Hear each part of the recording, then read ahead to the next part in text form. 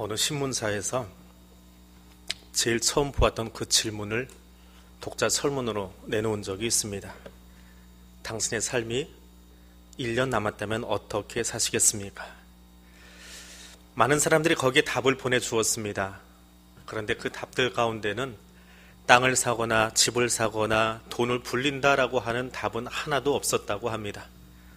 대부분의 사람들은 더 많이 사랑하다가 떠나겠습니다.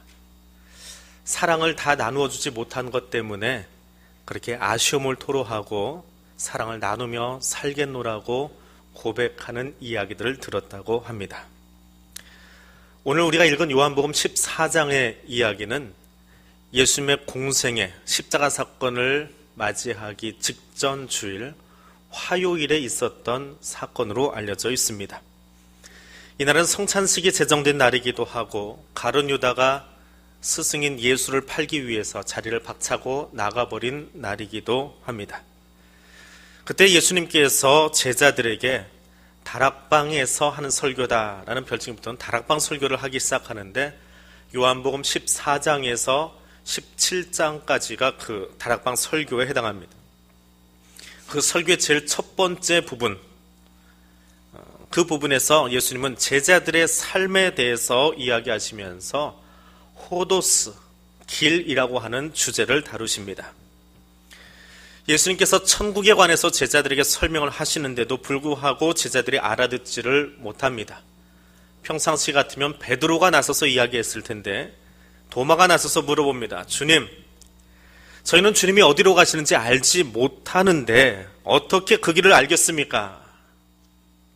그 질문에 대한 답이 6절입니다. 나는 길이요 진리요 생명이다. 나를 통하지 않고는 누구도 아버지께로 갈 수 없다라고 대답하십니다.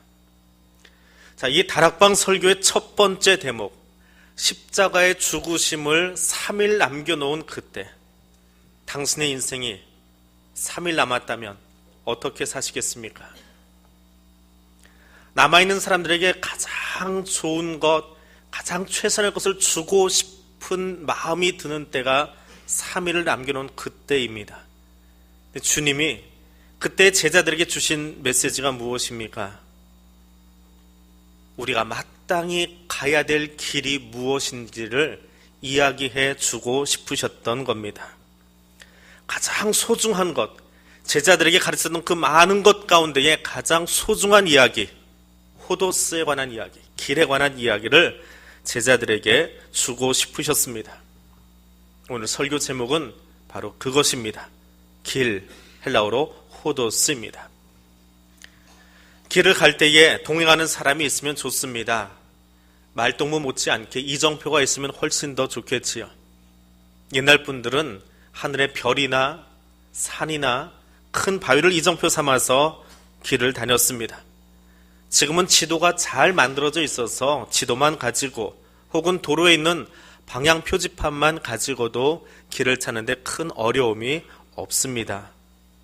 차를 운전하시는 분들은 내비게이션이라고 하는 길을 알려주는 자그마한 전자기기가 대부분 장착되어 있어서 초행길도 그 기계가 가르쳐주는 대로 찾아갈 수 있습니다. 근데 아무리 최첨단 내비게이션이라고 해도 새로 생긴 건물이나 길이나 혹은 도로를 입력하지 않으면 제대로 작동하지 않습니다. 그리고 그 장비를 사용하려면 어느 정도 기계를 조작하는 방법도 알아야 하고요. 또 내비게이션은 수시로 그 안에 있는 자료를 업그레이드 해주지 않으면, 바꿔주지 않으면 쓸모없는 도구가 되고 맙니다. 그런데 오늘 본문에서 주님은 내가 곧 길이라고 이야기하십니다. 현대 용어로 바꾸면 내가 곧 내비게이션이다 라고 표현하시는 겁니다. 가야 될 길을 바로 알지 못하면 결국에는 죽음에 이를 수밖에 없습니다. 어느 책에 나오는 이야기입니다. 나이든 상어 한 마리가 바닷속에 살고 있었습니다. 이 상어는 바다를 헤엄치면서 마음대로 호기도 부리고 물고기도 잡아먹던 그 젊은 시절을 늘 아쉬워하면서 그렇게 지내고 있었습니다.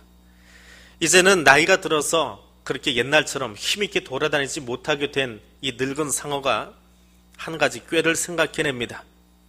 아직도 상어라고 하는 존재에 대해서 무서워하고 있는 바닷속의 물고기들을 다 모아놓고 천국에 대해서 이야기하기 시작합니다. 얘들아, 너희 바닷속에서 헤엄치고 다니는 게 참 힘들지? 내가 천국 하나 가르쳐 줄게. 저 바닷속 깊은 곳에 가면 동굴이 하나 있는데 거기는 큰 물고기들이 들어갈 수 없어. 그러니까 너들 거기로 들어가면 좋을 것 같아. 근데 문제는 동굴이 좀 작아서 내가 거기에 동굴을 더 깊이 만들어 놓을 테니까 너희들은 순번을 정해서 동굴 안으로 들어가면 편안하게 살 수 있을 거야. 그 무서운 상어가 이제 나이가 드니까 철이 들었나 작은 물고기들은 기분이 좋아졌습니다. 그리고는 상어가 가르쳐준 대로 순번을 정해서 동굴 안으로 들어가기 시작합니다. 그런 정말 그곳이 천국인지 들어갔던 물고기는 한 마리도 밖으로 나오지를 않았다고 합니다. 근데 이야기의 마지막은 그렇게 쓰여 있습니다.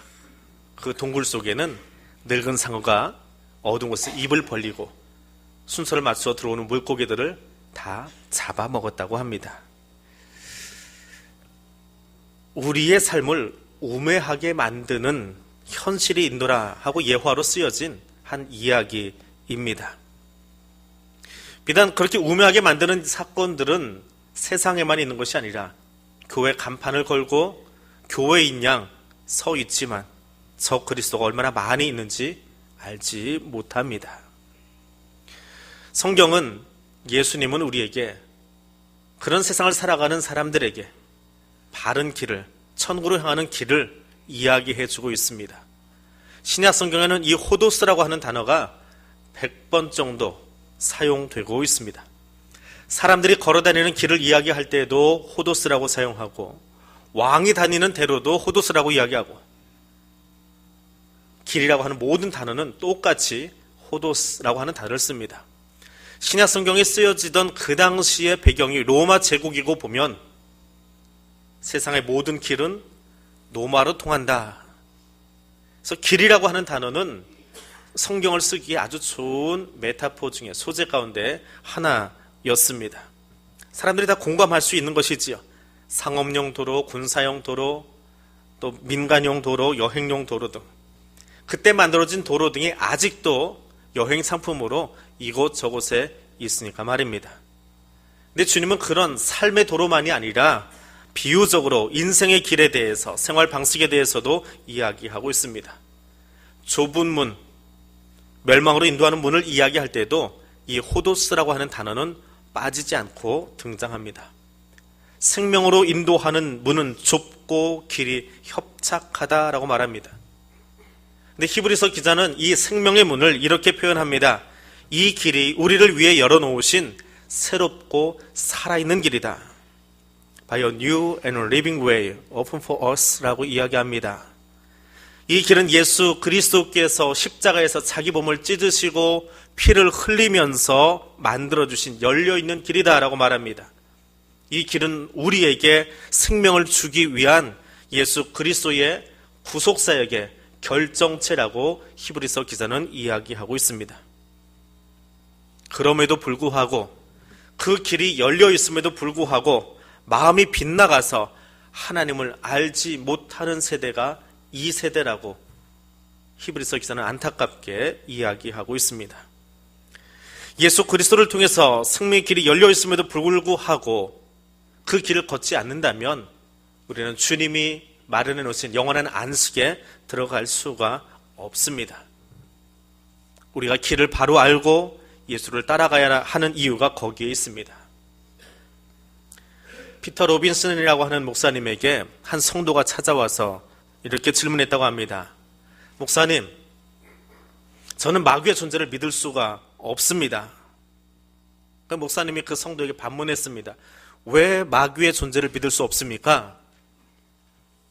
그랬더니 그 성도가 그렇게 대답합니다. 저는 마귀를 만난 일이 없기 때문에 그렇습니다.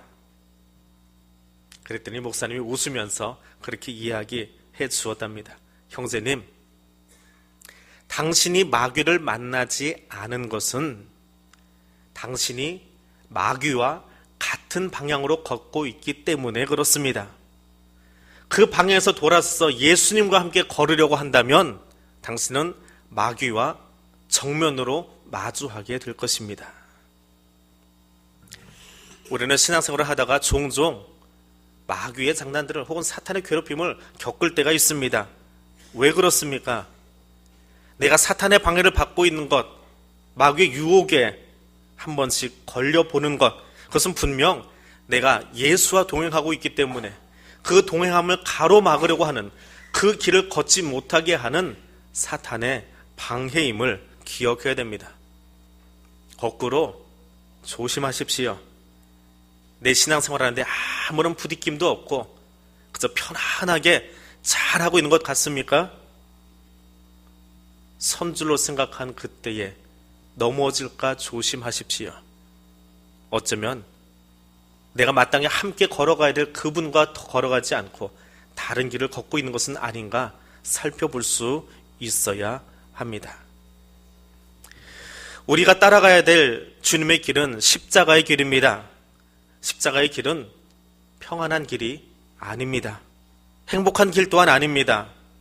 십자가의 길은 자랑스러운 길이 될 수 없습니다. 오히려 십자가의 길은 험난하고 다툼과 아픔이 있고 불행이 찾아올 수도 있습니다. 예수 믿는 것은 행복하다고 하는데 어째서 십자가의 길이 불행합니까? 그 질문을 하신다면 예수님은 이렇게 우리에게 답을 해주십니다. 내가 세상에 화평을 주러 온 줄로 생각하지 말라. 화평이 아니요 검을 주러 왔노라. 내가 온 것은 사람이 그 아비와 딸이 어미와 며느리가 시어미와 불화하게 하려 함이니 사람의 원수가 자기 집안 식구니라. 주님이 걸어가신 길을 우리가 따라가려고 하면 믿지 않는 가족과 불화하고 교회 일 좀 열심히 해보려고 하다가 핍박을 당하고 있습니다. 원수는 교회 밖에, 가정 밖에 있지 않습니다. 집 안에 있습니다. 그럼에도 불구하고 주님은 우리에게 요청하십니다. 아비나 어미를 나보다 더 사랑하는 자는 내게 합당하지 아니하고 아들이나 딸을 나보다 더 사랑하는 자는 내게 합당치 아니하고 또 자기 십자가를 지고 나를 쫓지 않는 자도 내게 합당치 않다라고 말합니다. 이것이 십자가의 길입니다. 십자가의 길을 따라가다가 우리는 가족이 외면당할 수도 있고 가족 안에서 종교 전쟁을 벌일 수도 있고 믿지 않는 이웃들과 불편한 관계를 가질 수도 있습니다. 예전에 섬기던 교회에 고집사라고 하는 분이 계셨습니다. 이 고집사님 고향은 제주입니다. 근데 타지 생활을 하다가 그 타지 생활 중에 예수 그리스도를 만났습니다. 신앙생활을 정말 열심히 하는 남편을 만났고 그 남편의 도움으로 날마다 신앙이 잘 자라가고 있었습니다. 문제가 하나 있습니다. 자기 친정은 예수 믿는 집이 아니기 때문에 그렇습니다. 친정에 나들이를 가면 친정 식구들은, 특별히 친정 어머니는 예수 귀신 들린 사람이라고 그렇게 홀대하고 함부로 대하고 심지어는 방에 들어와 식사하는 것마저 거절했다고 합니다. 결혼하고 아이를 낳고 제가 그 교회에 4년 있었는데요. 그때까지 그 아이들이 그때 대학생이었던 것 같아요. 그때까지 친정 가서 방에 들어가 식사를 해보신 적이 없었다고 합니다. 그래도 그 남편 문집사님은 명절만 되면 자기 아내를 늘 친정으로 보냈습니다. 가서 늘 노래 부르고 늘 그 자리를 지키고 있으라고 그렇게 가르쳐 주었습니다. 이 고집사님은 남편이 가르쳐 준 대로 부엌에 가서 한 번도 들어가 보지 못하는 안방, 한 번도 올라가 보지 못하는 퇴마루 바라보면서 부엌에서 밥을 하고 식사가 끝나면 나오는 그 설거지감을 설거지를 하고 3일이 되었건 4일이 되었건 명절을 마치고 그렇게 올라오곤 했습니다. 그렇게 예수 귀신 붙은 고집사님의 이야기는 줄잡아 한 20년 가까이 핍박을 받으며 생활하셨던 것 같습니다. 근데 제가 그 교회 떠나기 직전인가요? 갑자기 신방 요청을 하셔서 고집사님 댁에 신방을 갔습니다. 그냥 고집사님은 제 앞에 무릎을 꿇고 앉아서 눈물을 뚝뚝 흘리시면서 이야기를 합니다. 그날도 그 전주간이지요. 명절 기간에 남편이 그렇게 친정에 갔다 오라고 해서 불편하지만 또다시 친정에 가서 명절 잔치상을 차려주고 밥상을 올려주고 자기는 부엌에서 그렇게 노래를 부르고 있었습니다. 근데 자기가 부르는 노래소리와 똑같은 노래를 그 부엌 안쪽에 있는 작은 방에서 자기 어머니가 같이 부르는 소리가 들렸습니다. 문이 열리고 어머니가 그 큰 딸을 바라보면서, 고집사님을 바라보면서, 얘야, 이렇게 좋은 예수를 내가 이제서야 만나서 미안하다. 네가 나한테 이 노래소리 들려주려고, 이 찬송소리 들려주려고 매일 부엌에서 그 노래 불러주었는데 이제 그 찬송의 의미가 무엇인지 알겠다.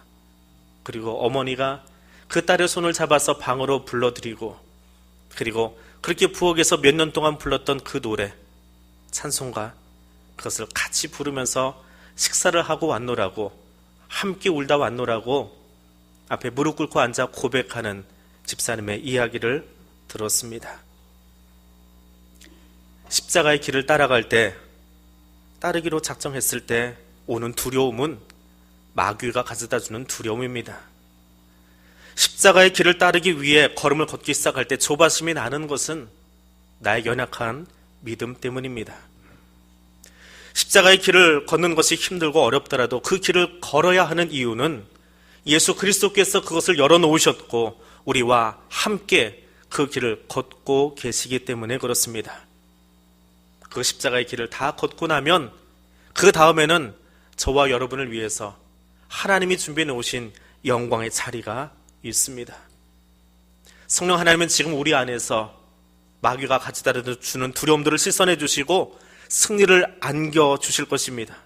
그리고 조바심이 아니라 행복과 참 자유를 선물로 안겨 주실 겁니다.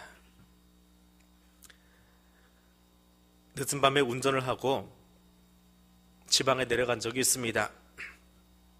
구불구불한 초행길을 가는 동안에 차량의 전조등은, 헤드라이트는 그저 차 앞에 불과 몇 미터만 비추어주고 있습니다. 근데 불안하지 않습니다. 왜냐하면 앞에 이야기했던 그 내비게이션이 이 차가 어디로 가야 될지를 순간순간 이야기해주고 있기 때문에 그렇습니다. 좌회전을 할지 우회전을 할지 어느 시간에 도로를 옮겨 타야 되는지를 가르쳐주고 있습니다. 그런데 그 내비게이션은 10분 뒤에 일어날 일을 미리 얘기해 주지는 않습니다. 1시간 뒤에 일어날 일을 내비게이션이 저에게 미리 귀띔해 주지는 않습니다. 그래서 매 순간 그 내비게이션에는 안내양이 이야기하는 대로 그냥 그 소리에 반응하고 운전을 하기만 하면 어느 순간에 차는 목적지에 도착해 있습니다.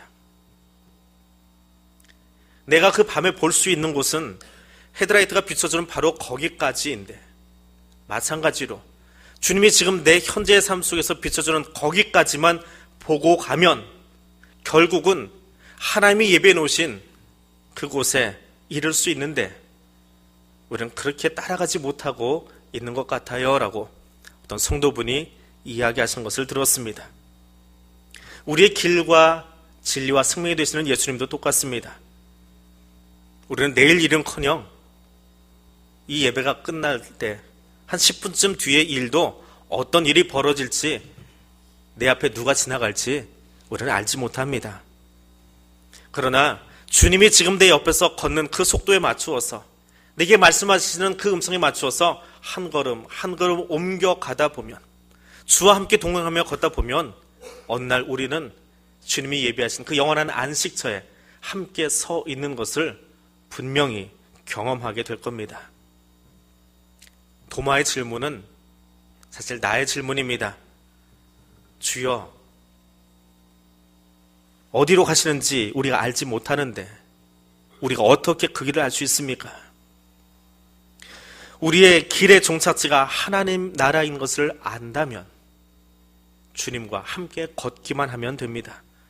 그러면 주님은 주 안에서 진리와 생명의 말씀을 통해서 예비된 처소로 저와 여러분을 인도해 주십니다. 세상의 길은 사방으로 뚫려 있지요. 부산에 내려가려면 비행기를 탈 수도 있고 KTX를 탈 수도 있고 고속버스 탈 수도 있고 자가용으로 갈 수도 있고 국도로 갈 수도 있고 국태순례처럼 걸어서 내려갈 수도 있습니다. 길은 여기에도 있다, 저기에도 있다. 천국 가는 방법, 이 방법도 있고 저 방법도 있다. 신앙생활 굳이 그렇게 할 필요 있나? 우리는 요령과 핑계로 걸어갈 수 있습니다. 그러나 헛된 진리와 거짓 그리스도들이 우후죽순처럼 일어서 있는 이때에 주의하십시오. 예수 그리스도 외에는 하나님 앞에 갈 수 있는 길이 없음을 기억하시기를 바랍니다. 한 영혼이라도 주님께 돌아오기를 기다리시는 예수님 앞에 서시기를 바랍니다.